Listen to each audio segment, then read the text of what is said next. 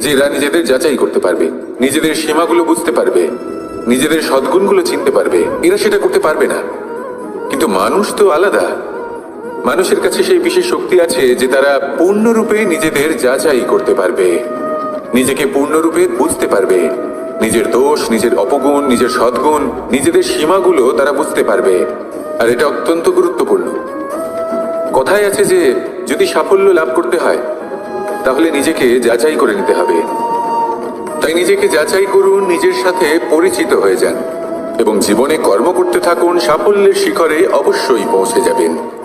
আর ওখানে যদি যান তাহলে এই মন প্রসন্ন হয়ে অবশ্যই বলবে, রাধা রাধা।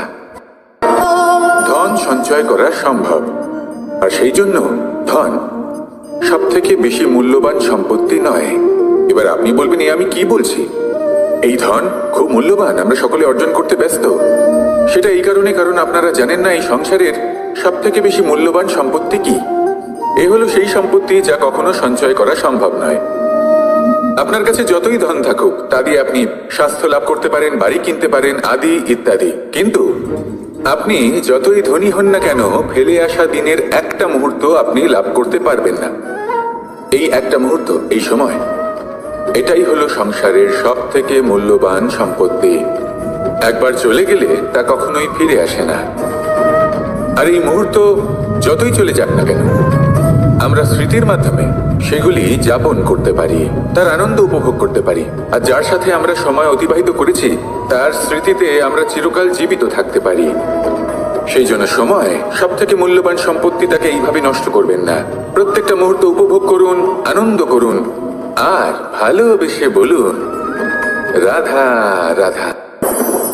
মনুষ্য জীবনের সব থেকে বেশি গুরুত্বপূর্ণ বিষয় হল মনের একাগ্রতা। এই সংসারের যে কটি মহান কার্য সম্পাদন হয়েছে তা হলো মনের এই একাগ্রতার একমাত্র ফল।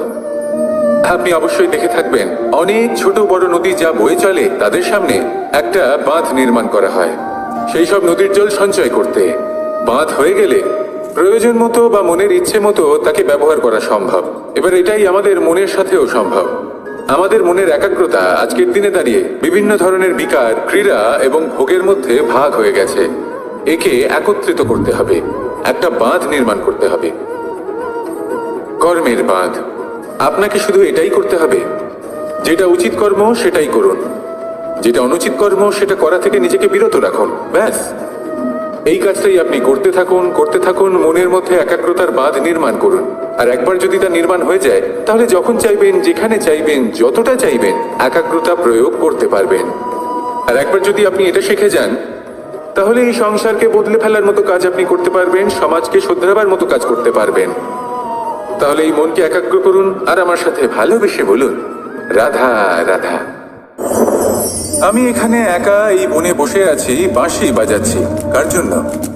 কে আছেন এখানে? কেউ নেই। আমার প্রজা, আমার রাজ্য, আমার পরিবার আমার থেকে অনেক দূরে আছেন। আমি এখানে একা এই বনে বসে এই আকাশের এই রঙের, গাছের এই সব ফলের, মাটির সুবাসের আনন্দ উপভোগ করছি। কেন? আমি হলাম দ্বারকাধীশ। এমন কি রাজকীয় বা ভৌতিক সুখ রয়েছে যে আমি ওখানে পেতে পারি না? সবকিছুই পেতে পারি, তাও এখানে বনে একা বসে আছি। কোন সুখ খুঁজে চলেছি? একা থাকার সুখ। আমরা প্রত্যেকদিন অনেক মানুষের সাথে, চিন্তাধারার সাথে, কর্মের সাথে, পরিস্থিতির সাথে, সুখ দুঃখের দ্বারা বেষ্টিত থাকি। জীবনের এই চক্রে আমরা জড়িয়ে পড়তে থাকি।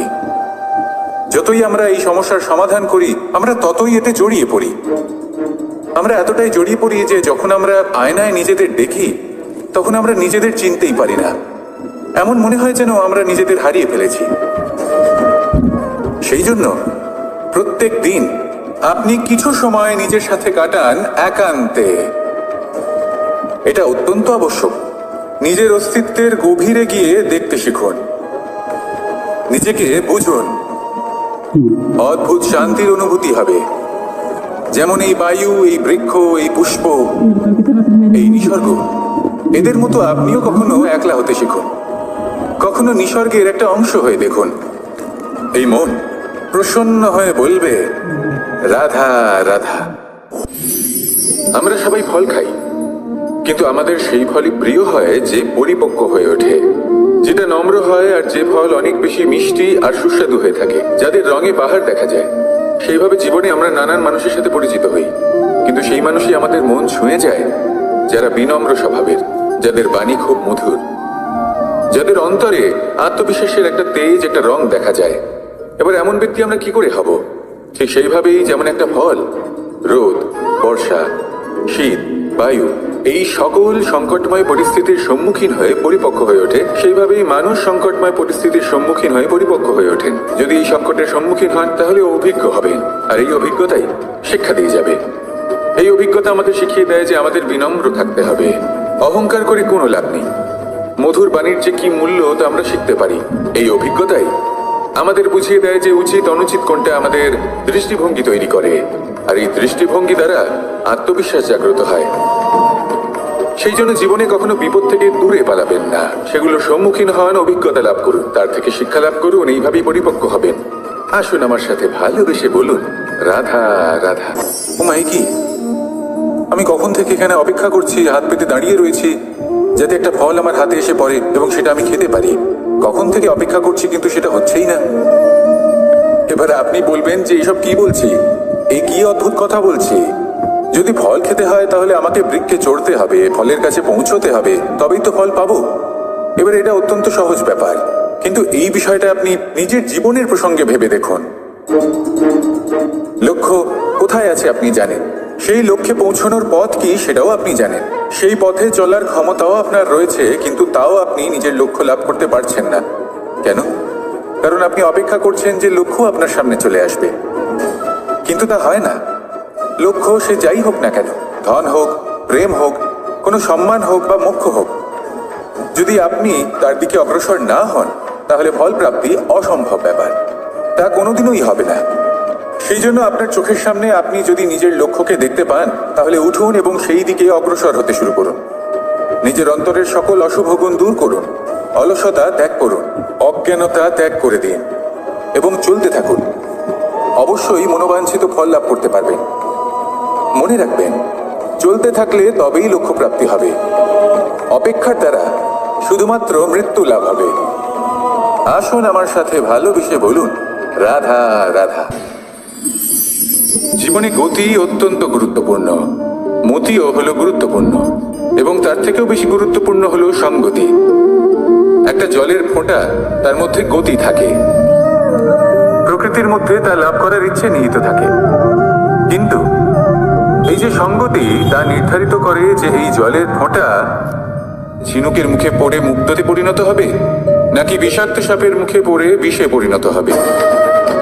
এবার দেখুন, এই জঞ্জাল স্বর্ণকারের দোকানের সামনেও থাকে এবং জঞ্জাল একজন ব্যবসাদারের দোকানেও থাকে, কিন্তু জঞ্জাল যা স্বর্ণকারের দোকানে থাকে তা ব্যবসাদারের দোকানের জঞ্জালের থেকে অনেক বেশি মূল্যবান, কারণ তার মধ্যে সোনার কণার সঙ্গতি থাকে। সেই জন্য জীবনে সঙ্গতির উপর বিশেষ গুরুত্ব দেবেন। যেমন সঙ্গতি তেমনই আপনি হবেন। আসুন আমার সাথে ভালোবেসে বলুন, রাধা রাধা। মানুষের জীবনে তিনটি গুণ অত্যন্ত প্রয়োজনীয়: শ্রদ্ধা, বিনম্রতা, যোগ্যতা। যদি জ্ঞান লাভ করতে চান তাহলে শ্রদ্ধার প্রয়োজন, যদি মান লাভ করতে চান তাহলে স্বভাবে বিনম্র হওয়া প্রয়োজন, আর যদি মনোবাঞ্ছিত স্থান লাভ করতে চান তাহলে যোগ্যতার প্রয়োজন। বিষয়টা সহজ। শ্রদ্ধা আপনাকে জ্ঞান দেবে, নম্রতা আপনাকে মান, আর যোগ্যতা উচিত স্থান দেবে। কিন্তু যদি আপনি এই তিনটি গুণ সম্মিলিত করেন তাহলে এমন কিছু লাভ করবেন যা এই সব কিছুর থেকে অনেক ঊর্ধ্বে। সম্মান। আর এ হলো সেই সম্মান যা প্রত্যেক মানুষের নিজের জীবনে লাভ করতে চেষ্টা করা উচিত, কারণ এই হলো সেই সম্মান যার কারণে আপনি চলে যাওয়ার পরেও এই সংসার আপনাকে ভালোবাসবে আর মনে রাখবে। আসুন আমার সাথে ভালোবেসে বলুন, রাধা রাধা।